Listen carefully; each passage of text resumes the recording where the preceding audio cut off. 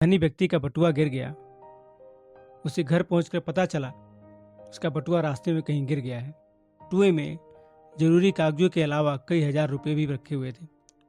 वह तुरंत बटुआ ढूंढने निकल पड़ा, लेकिन काफी प्रयास के बाद भी जब बटुआ उसे नहीं मिला तब वह व्यक्ति मंदिर गया। वो भगवान से प्रार्थना करने लगा कि बटुआ मिलने पर इतने रुपए का प्रसाद चढ़ाऊं, गरीबों को भोजन कराऊंगा, आदि आदि। संयोग से वह बटुआ एक बेरोजगार युवक को मिला। बटुए पर उसके मालिक का नाम व पता लिखा हुआ था। वह युवक ईमानदार था, इसलिए उस युवक ने उस सेठ के घर पहुंचकर बटुआ उन्हें दे दिया। सेठ ने तुरंत बटुआ खोलकर देखा तो उसमें उसके सभी कागजात, रुपए सही सलामत रखे हुए थे। सेठ प्रसन्न हो गया। वह युवक की ईमानदारी की प्रशंसा करते हुए उसे बतौर इनाम कुछ रुपए देने चाहे, लेकिन युवक ने रुपए लेने से मना कर दिया। इस पर सेठ ने कहा कि अच्छा, कल फिर आना। युवक दूसरे दिन फिर उस सेठ के घर गया। तो सेठ ने उसकी खूब खातिरदारी की। युवक के जाने के बाद चतुराई पर प्रसन्न हुआ था कि वह तो उस युवक को 100 रुपये देना चाहता था, पर युवक बिना कुछ लिए सिर्फ खा पीकर चला गया। उधर युवक के मन में इस बातों का कोई प्रभाव नहीं था, क्योंकि उसके मन में इनाम पाने की कोई लालसा नहीं थी। उसने तो निस्वार्थ भाव से उस सेठ को उसका बटुआ लौटाया था। सेठ बटुआ पाकर भूल गया कि उसने मंदिर में जाकर भगवान को कुछ वचन भी दिए थे। सेठ ने अपनी चतुराई का अपने मुनीम और सेठानी को जिक्र करते हुए कहा कि देखो, वह युवक कितना मूर्ख था, हजारों का माल बिना कुछ लिए ही देकर चला गया। सेठानी ने कहा, तुम उल्टा सोच रहे हो।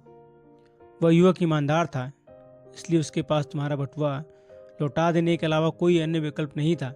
उसने बिना खोले ही बटुआ लौटा दिया। वह चाहता तो सब कुछ अपने पास ही रख लेता। तब तुम क्या करते?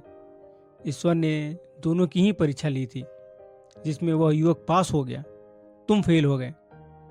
अवसर स्वयं तुम्हारे पास चलकर आया था, तुमने लालच के वश में होकर एक ईमानदार व्यक्ति को लौटा दिया।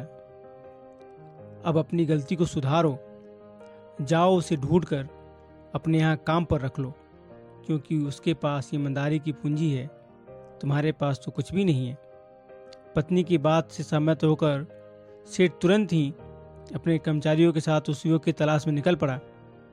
काफी दिनों की तलाश के बाद वह युवक किसी अन्य सेठ के यहाँ काम करता हुआ मिला। सेठ ने उस युवक की प्रशंसा की, बटुए वाली सारी घटना कह सुनाई। तो उस दूसरे सेठ ने बताया कि उस दिन मैंने इसे बटुआ उठाते हुए देख लिया था।